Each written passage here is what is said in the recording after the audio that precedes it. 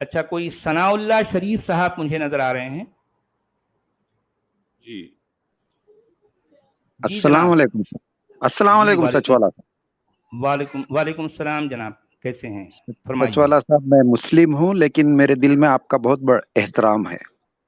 جی فرمائیے. بہت بہت ابھی شکریہ. تھوڑی دیر پہلے جو ایک مسلم آ کے آپ کے ساتھ بحث کر رہے تھے، شاید آپ کا مشورہ ان کو پسند نہیں آیا کیونکہ آپ ان دونوں کو ملانا چاہ رہے تھے نا. جی جی. وہ مشورہ ان کو پسند نہیں آیا، ان آنکھ لگ گئی کہ یہ دو میاں بیوی کو ملا رہا ہے کر کے. تو شاید اسی لیے خفا ہو گئے وہ. ہاں بہرحال کام خراب کر رہے سچوالا جی. سچوالا جی ایک میاں بیوی کو ملا رہے ہیں کر کے خوف زدہ ہو گئے وہ. حالانکہ اسلام میں ملانے کا حکم ہے. جی ہاں، قرآن بھی جو کہتا ہے نا ابھی، اور قرآن میں جوڑنے کی بات کی جاتی ہے، اور پھر جو ہے میاں بیوی کو، اور جو ہے جو میاں بیوی کے درمیان جو درار ڈالتا ہے ان کو قرآن بہت برا کہتا ہے. صحیح بات. یفرقون بین المرء وزوجہ، یعنی ان بالکل کو قرآن بہت جو ہے بری نظر سے دیکھتا ہے. کہتا ہے کہ جو لوگ میاں اور بیوی کے درمیان درار ڈالتے ہیں وہ قرآن کی نظر میں بہت برے لوگ ہیں. یہ بات ظاہر بات ہے، قرآن میں جو ہے میں وہ بیان کرتا ہوں. میرے حساب سے آپ ایمان سے نکل کر ایمان کا ہی کام کر رہے ہیں.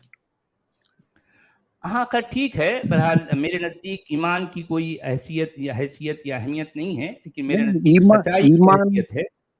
ایمان کو برا بھلا کہنا آپ کی ضرورت ہی نہیں، علماء ہی کر رہے ہیں. اصل میں آپ اصل میں ایک اچھے انسان ہے، فطری طور پہ جو انسانیت آپ میں ہے اس وجہ سے یہ بات آپ کو اچھی لگی. نہیں، اس سے پہلے بھی کل یا پرسوں شاید میں ایک مہیلا سے ہی سچوالا صاحب بول رہے تھے، وہ ایمان سے نکلنا چاہ رہی تھی. یہ سمجھا رہے تھے کہ آپ نکل جائیے لیکن گھر والوں کو مت بولیے، ماں کی خدمت کیجیے، باپ کی خدمت کیجیے، سب کے ساتھ اچھا سلوک کیجیے. بہت اچھی لگا مجھے سن کر، بہت اچھا لگا. اچھا، میرے پاس بہت سے ایسے لوگ بھی آتے ہیں جو جذباتی انداز میں اسلام کو چھوڑنا چاہتے ہیں، تو میں ان کو اسلام کا ایسے لوگوں کو میں جو ہے مشورہ دیتا ہوں، بھائی اس انداز میں اسلام کو نہیں چھوڑنا چاہیے. کیونکہ دیکھیں، آپ اگر ماننا ہے تب بھی جان کر مانیے، آپ اگر چھوڑنا ہے تب بھی جان کر چھوڑیے. بالکل جو بالکل لوگ جذباتی انداز سے فیصلہ کرتے ہیں ایمان کا یا چھوڑنے کا، یہ دونوں فیصلے غلط ہیں، بعد میں پچھتاتے ہیں. ہاں ظاہر بات ہے. سوچ سمجھ کر جو ہے کچھ لوگ ایسے بھی جو ہے اسلام چھوڑ دیتے ہیں کہ جو ہے کوئی بنیاد نہیں ہے، کوئی جو ہے گہرائی نہیں ہے. وہ ان کو لگتا ہے یار میں ایسا ہوا تھا میں اسلام. ارے بھائی، آپ کسی ایک چیز کو دے کر آپ نے اسلام چھوڑ دیا، پھر کل کیا کریں گے؟ آپ کوئی اور چیز کو پھر اسلام قبول کر لیں گے؟ ایسا نہیں. دیکھیں، یہ ماننا اور چھوڑنا کوئی کھلواڑ نہیں ہونا چاہیے. ہر معاملے میں آپ کو بالجزم، یعنی عزم بالجزم جس طرح سے کہتے ہیں نا، آپ ٹھوک بجا کر کوئی فیصلہ کریں. ایسا نہیں ہے کہ جو ہے آپ جو ہے کھلواڑ کریں اور پھر جو ہے آپ کی زندگی حسیب ہو کے رہ جائے. ایسا نہیں ہونا چاہیے. میں نے جب ماننا چھوڑا تو اس سے پہلے میں نے ایک زندگی لگائی اس کو جو ہے جانچنے پرکھنے کی. جی جی، یہ بات ہے. جی، اور یہی وجہ ہے کہ میری باتوں میں اتنی کنوکشن ہوتی ہے، اتنی توثیق ہوتی ہے. جب میں اتنی گہرائی سے جب بات بولتا ہوں تو یہ اس یقین کے ساتھ بولتا ہوں.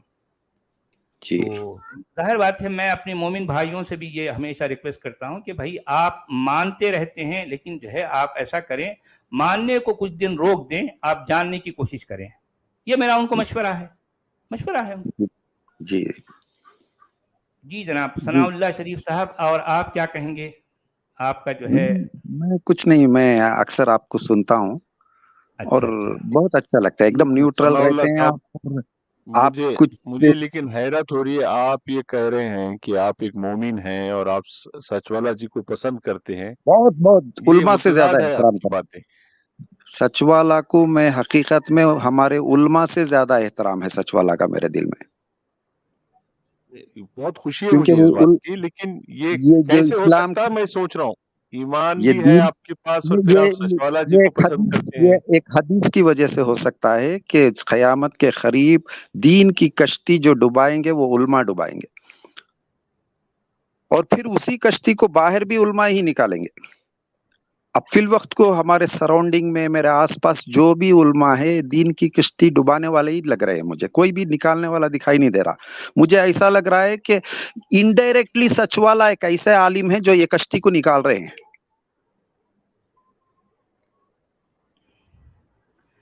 میری ہاں آواز آ آپ رہی جو ہے شاید جی ہاں یعنی ایک اپنے بات یہ بھی ہو سکتی ہے. کالر سے میں یہ کہوں گا سچ والے جی، دیکھیں آپ کو اسی سے اندازہ ہو جانا چاہیے. قرآن کے پڑھنے کے بعد لوگ تعین نہیں کر پاتے نا وہ یہ ہے کیا، یہ مسئلہ ہے کیا، اس کا کیا حل ہونا چاہیے. تو اس سے نظر آ رہا ہے کہ ایک انسانی کلام ہے، خدائی کلام نہیں ہے. خدا کے قوانین میں آپ کو تبدیلی نظر نہیں آتی، وہ لوگوں کو سمجھ میں آ جاتے ہیں. کوئی سائنٹسٹ نہیں کہتا، کوئی سائنٹسٹ یہ اٹھ کے یہ نہیں کہتا کہ میری یہ تھیری ہے اور دوسرا کہے کہ یہ میری تھیری ہے. آپ کو بات سمجھ آ رہی؟ تو جو اگر کوئی کریٹر ہے، ایک منٹ مجھے بات پوری کرنے دیں، مجھے بات پوری کر لینے دیں، آپ بول دیجیے بات.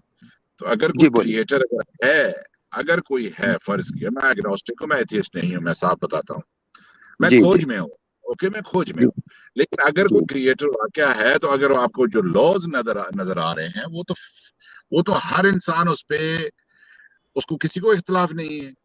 اوکے، لیکن اس قرآن کے اوپر اسی لیے اختلاف پائے جاتے ہیں کہ ایک انسانی کلام ہے. آپ کے علماء ہر دوسرے فرقے والے کو کافر قرار دیتے ہیں. تو ٹیکنیکلی اگر آپ دیکھیں گے تو ہر مسلمان کافر ہے، کوئی بھی مسلمان نہیں ہے، کوئی بھی جنتی نہیں ہے. اور یہ فتویٰ کس کا ہے؟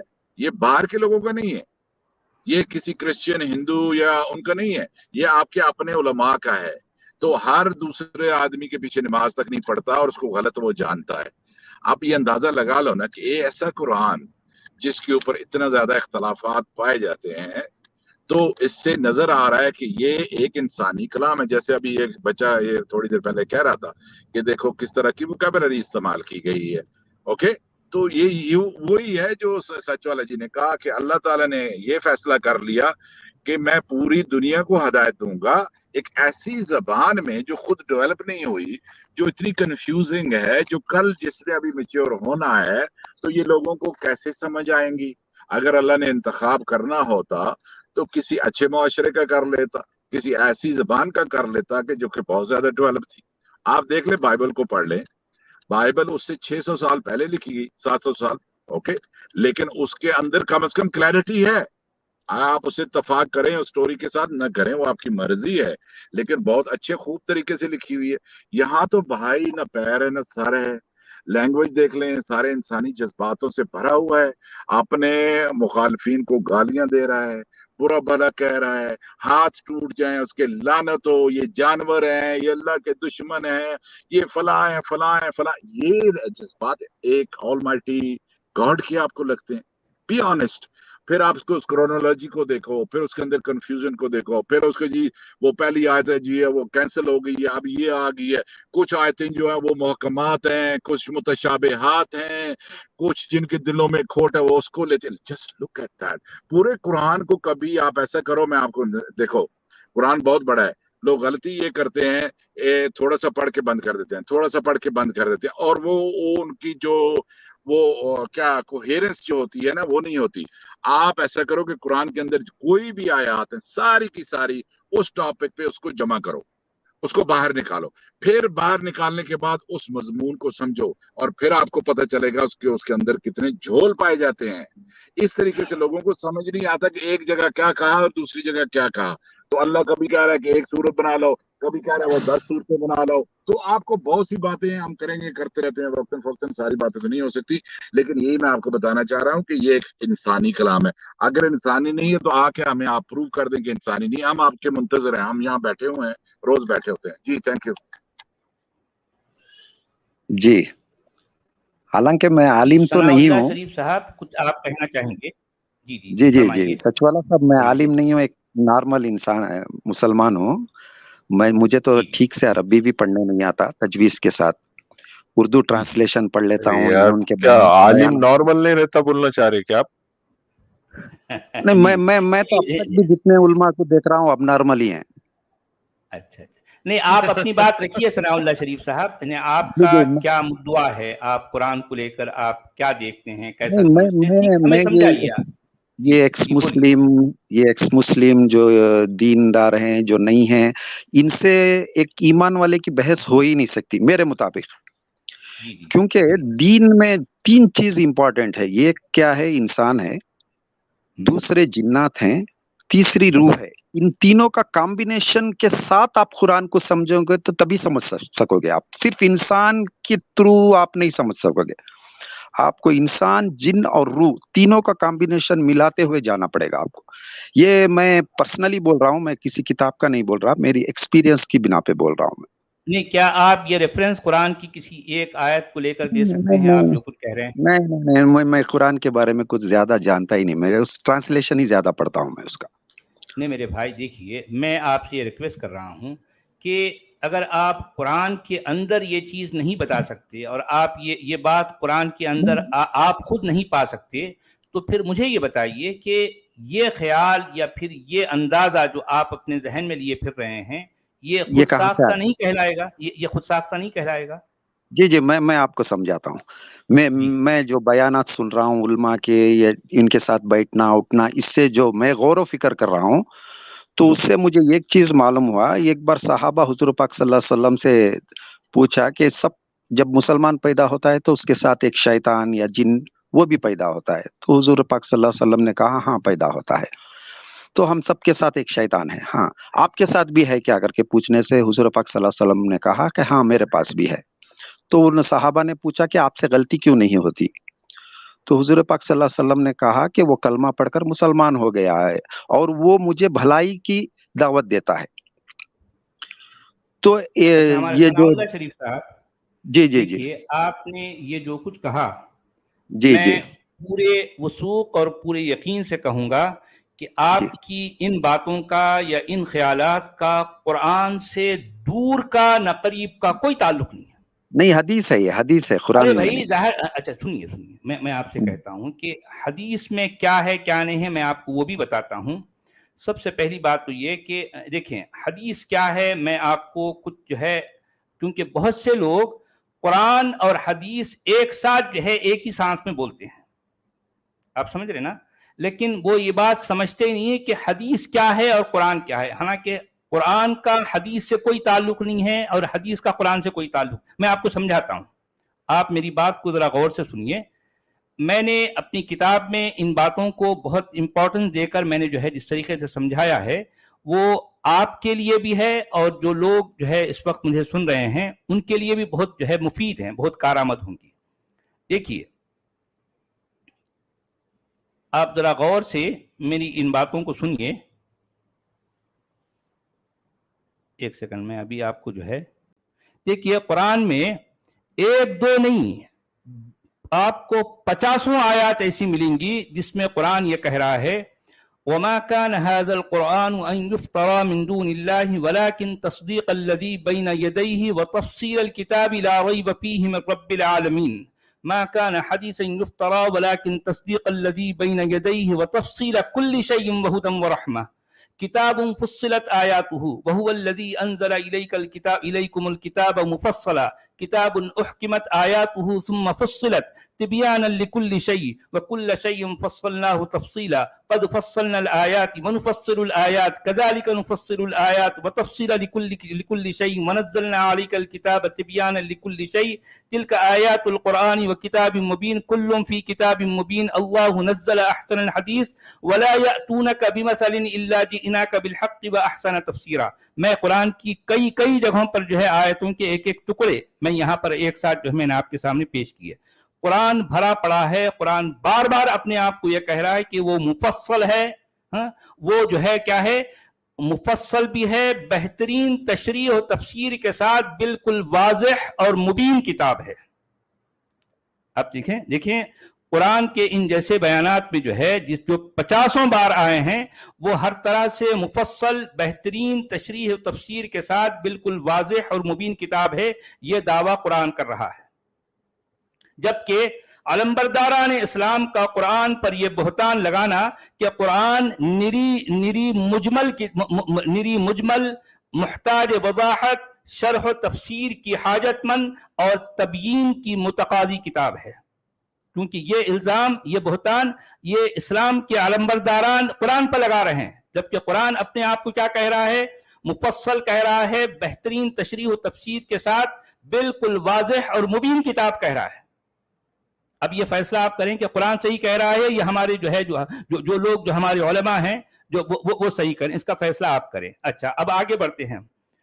اپنی اسی بہتان تراشی کی، یعنی مطلب یہ علمبرداران قرآن نے جو اسلام، علمبرداران اسلام نے قرآن پر جو بہتان لگایا، اپنی اسی بہتان تراشی کی اساس پر انہوں نے حدیث یعنی راویوں کی کہی سنی باتوں کے لمبے چوڑے ذخیرے کو نہ صرف یہ کہ نموداری بخشی، بلکہ اس کو قرآن کا جزو لازم بھی گرداننے لگے، درحالے کہ قرآن ان کے ذخیرہ حدیث کو جانتا پہچانتا تک نہیں، اور نہ احادیث کو ماننے کا کہیں کسی کو کوئی حکمیہ فرمان سناتا ہے، بلکہ الٹا حدیث کو تو وہ حدیثاً یفترا یعنی افطرا اور تہمت والی بات کہتا ہے۔ ایضاً قرآن کے مطابق قرآن کسی خارجی حدیث کا محتاج بھی نہیں ہے، کیونکہ وہ خود ہی احسن الحدیث ہے۔ قرآن خود اپنے آپ کو احسن الحدیث یعنی بہترین حدیث کہتا ہے۔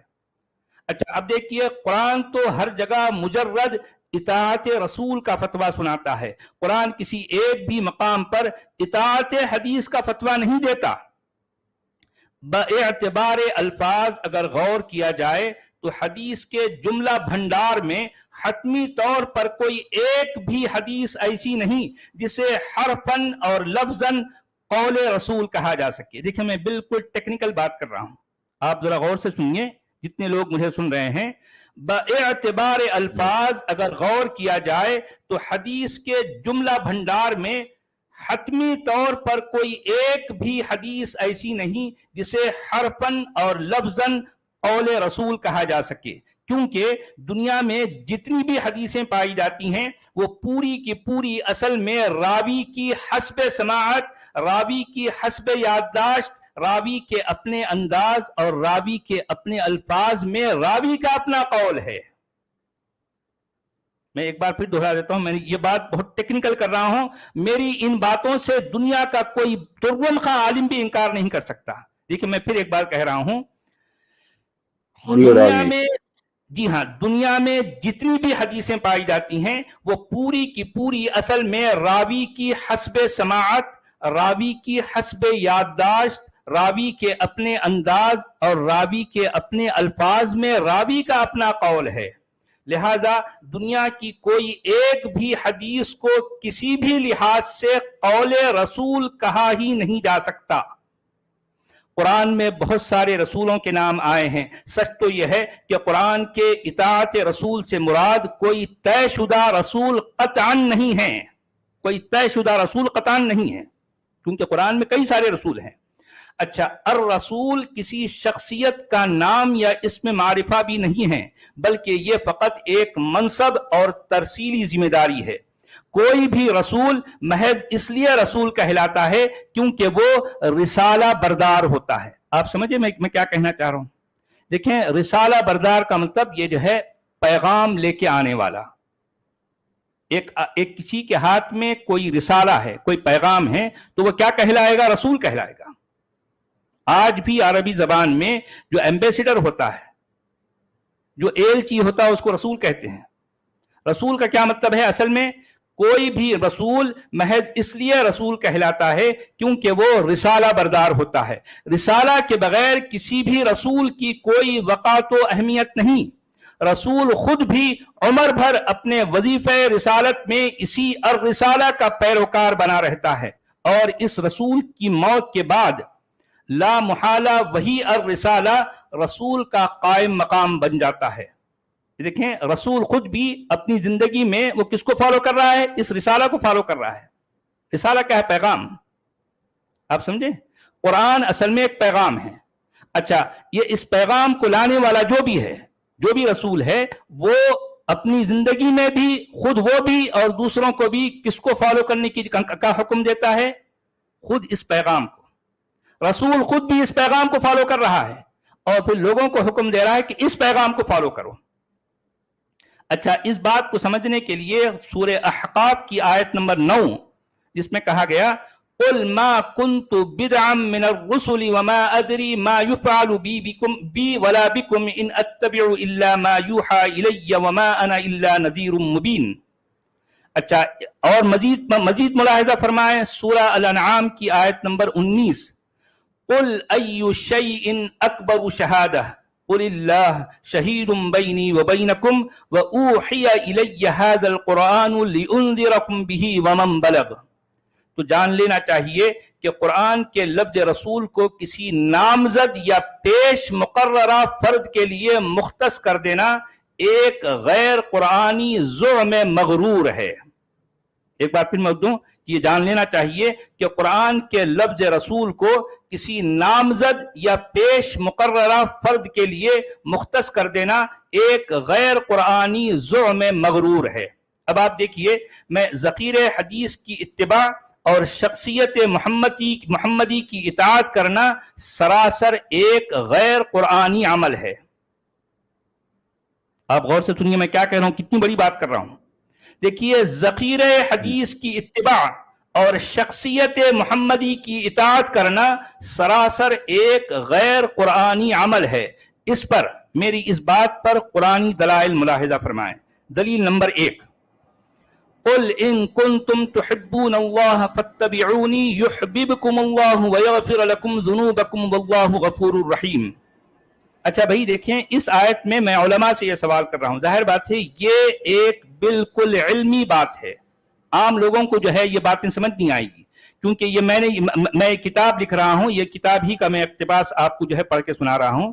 یہ کتاب بیسیکلی علماء کے لیے ہے یا مدرسے کے طلباء کے لیے ہے جن کو قرآن اور حدیث کے نام پر جو کچھ بتایا گیا ہے میں ان سے خطاب کر رہا ہوں، میں ان سے سوال کر رہا ہوں. یہ دلیل نمبر 1 پیش کر کے میں ان سے یہ جاننا چاہوں گا کہ ذرا بتا دیجئے اس آیت کے آخر کون سے لفظ سے یہ لازم ہوتا ہے کہ حدیث کی اتباع کرو اور شخصیت محمدی کی اطاعت کرو. اس آیت کے کون سے لفظ سے؟ حالانکہ یہ جو دعویٰ یہ آیت پیش کر کے جو کیا جاتا ہے اس سے ان کا دعویٰ ثابت نہیں ہوتا. میں وہی تو جاننا چاہ رہا ہوں کہ اس سے حدیث کی اتباع کرو یا شخصیت محمدی کی اطاعت کرو، اس آیت سے آخر کون سے لفظ سے ثابت ہو رہا ہے. دلیل نمبر 2 یا ایھا الذین آمنوا اطیعوا اللہ واطیعوا الرسول واولی الامر منکم. دیکھیں یہ آیت بہت خاص طور پر بار بار دہرائی جاتی ہے حدیث کے بھنڈار کو جو ہے مطلب کی اتباع کرنے کے حوالے سے. اس آیت میں قرآن نے اللہ کی اطاعت اور الرسول کی اطاعت کا حکم دیا ہے. اس میں نہ تو حدیث کی اتباع کا حکم ہے اور نہ شخصیت محمدی کی اطاعت کا حکم ہے.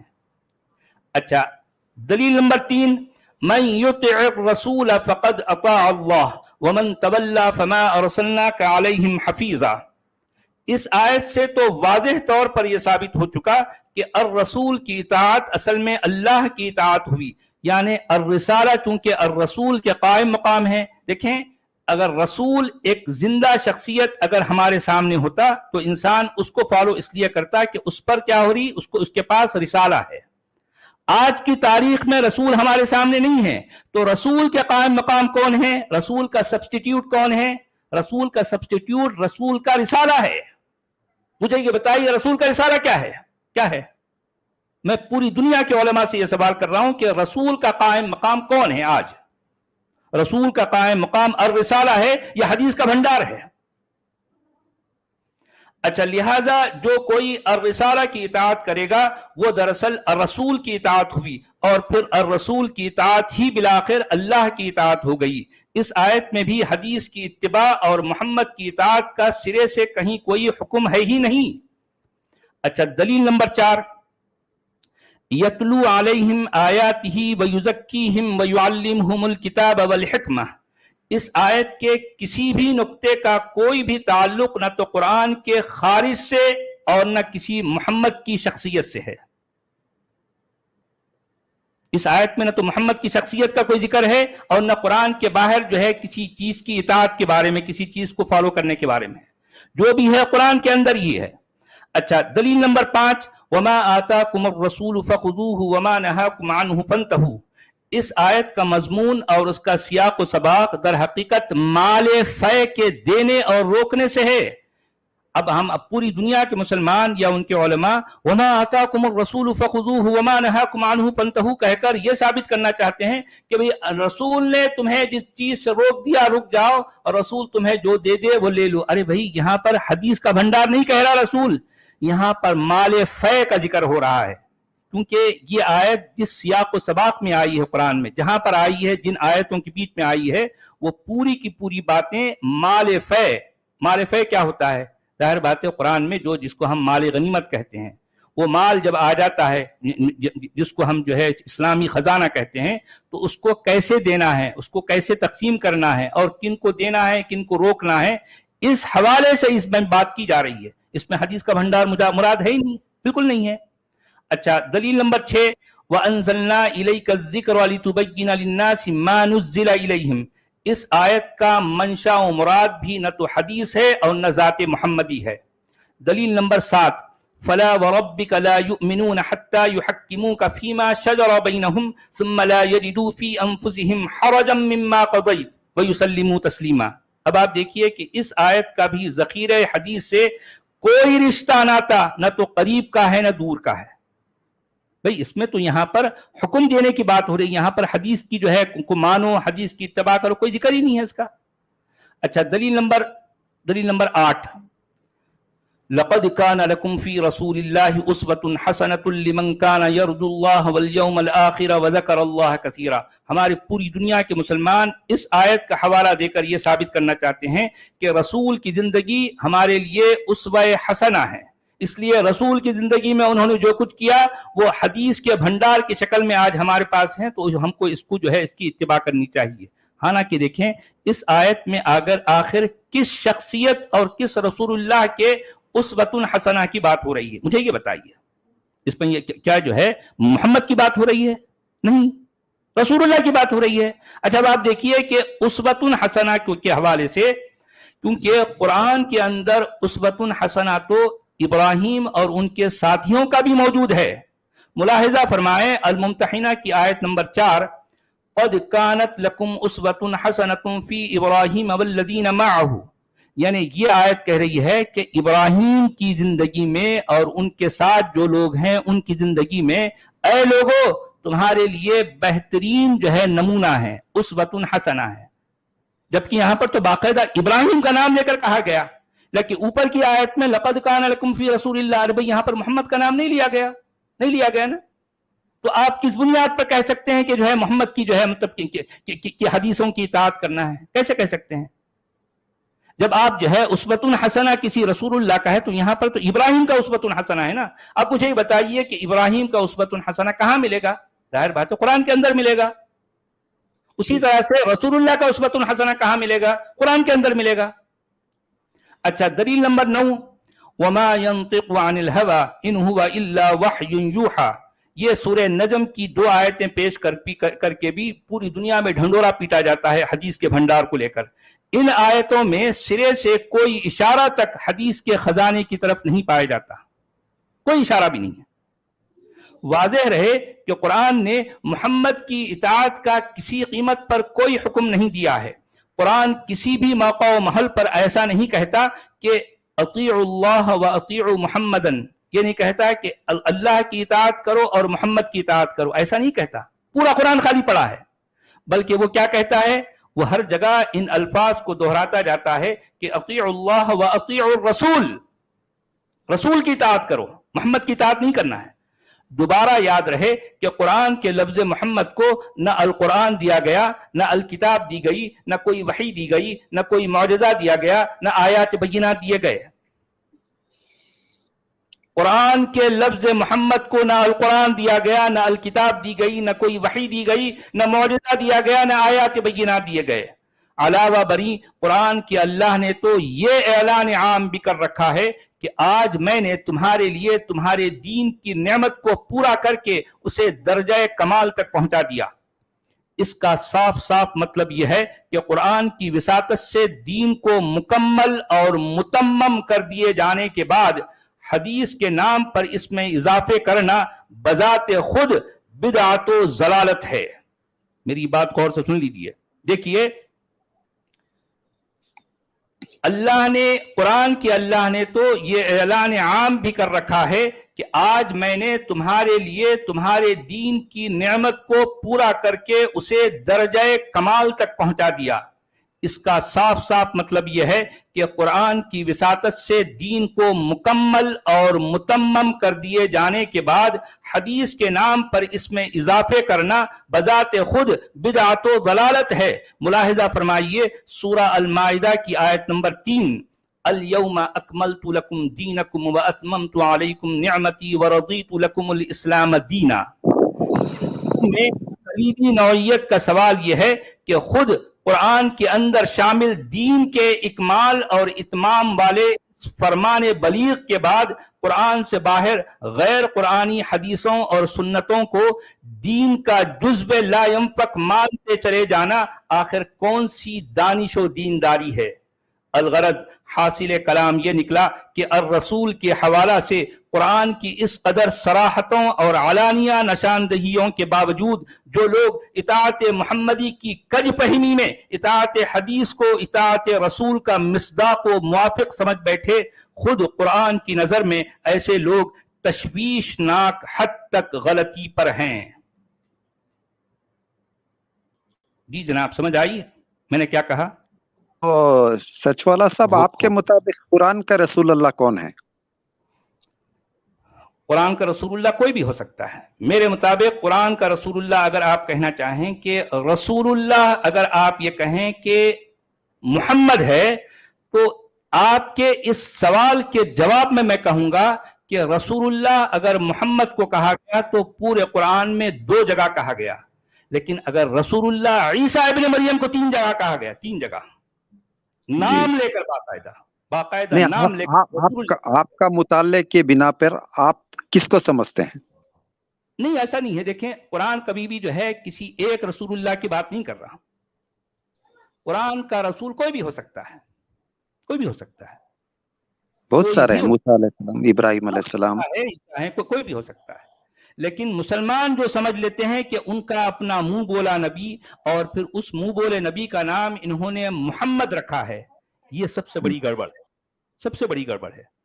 دیکھیں محمد کے حوالے سے میں آپ کے سامنے ایک بات پیش کروں گا تو واقعی اگر آپ جو ہے 2-4 منٹ دیں تو میں، یہ بڑی دلچسپ ہے، بات بہت دلچسپ ہے. دیکھیں جی جی جی ضرور دیجیے، ضرور دیجیے. خوب واضح رہے کہ خود کاتبین قرآن نے تک کسی ایک بھی مقام پر قرآن کے حاضر باش نبی کا نام محمد نہیں بتایا ہے. آپ سمجھ رہے ہیں کہ میں کتنا بڑا اسٹیٹمنٹ دے رہا ہوں؟ یہ وہ اسٹیٹمنٹ ہے کہ پورے اسلام کی نیو ہل جائے گی. میں یہ اسٹیٹمنٹ دے رہا ہوں اور پورے کانفیڈنس کے ساتھ دے رہا ہوں، پورے کانفیڈنس کے ساتھ. ایک بار پھر سن لیں میں کیا کہہ رہا ہوں. خوب واضح رہے کہ خود کاتبین قرآن نے تک کسی ایک بھی مقام پر قرآن کے حاضر باش نبی کا نام محمد نہیں بتایا ہے. قرآن کی روح سے لفظ محمد کسی شخصیت کا اسم معرفہ ہے بھی نہیں.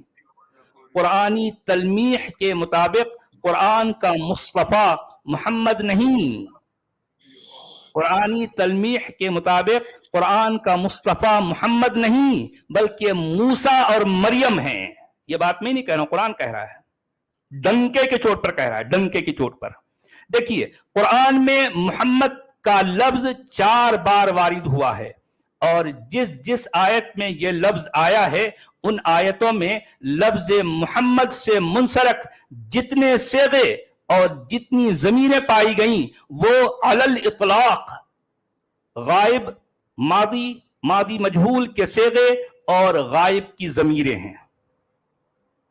ایک بار پھر میں پڑھ دوں.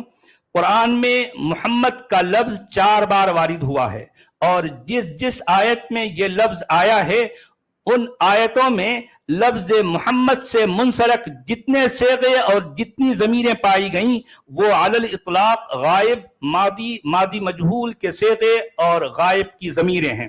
گویا محمد جس کسی کا بھی لقب یا عرفیت تھی، ایسا شخص پہلے کسی وقت گزر چکا اور پھر بعد میں قرآن کا یہ متن لکھا گیا. اور تو اور پورے قرآن میں لفظ محمد سے وابستہ نہ تو الکتاب ہے، نہ القرآن ہے، نہ کوئی الوحی ہے، نہ کوئی معجزہ ہے، نہ آیات بینات ہیں۔ قرآن میں ایسی ایک بھی آیت نہیں جس میں یہ بتایا گیا ہو کہ محمد کو الکتاب دی گئی، جبکہ موسیٰ اور عیسیٰ کا باقاعدہ طور پر نام لے کر بارہا یہ جتایا گیا کہ انہیں الکتاب دی گئی ہے۔ نیز اسلام نامی آئیڈیالوجی کے پورے علمی انبار اور تحقیقی ذخیرے میں نہ تو مصحف محمدی پایا جاتا ہے، نہ کوئی تفسیر محمدی ہے، نہ کہیں خطبات محمدیہ یعنی جمعے کے خطبات ہیں۔ یہ بھی یاد رہے کہ قرآن کی سورہ محمد کا پرانا نام اصل میں سورۃ القتال تھا، بعد کے لوگوں نے اس لفظ کو القتال سے بدل کر اس کا نام محمد رکھ دیا۔ اور تو اور حدیث محمدی، سنت محمدی، اطاعت محمدی، اتباع محمدی، وحی مخفی، وحی مکتوم، شان نزول، تواتر، حدیث احاد، حدیث متواتر اور علم الرجال جیسی مصنوعی اور من گھڑنت اصطلاحات سے بھی پورے کا پورا قرآن بالکل خالی پڑا ہے۔ قرآن کے مطابق اطاعت کسی محمد کی نہیں کی جائے گی۔ قرآن کے مطابق اطاعت کسی محمد کی نہیں کی جائے گی، بلکہ اطاعت تو اللہ کی اور رسول کی جائے گی۔ قرآن میں متعدد رسول پائے گئے ہیں۔ متن قرآن میں عیسیٰ ابن مریم کو 3 دفعہ رسول اللہ کہا گیا، جبکہ لفظ محمد کو صرف 2 دفعہ رسول اللہ کہا گیا ہے۔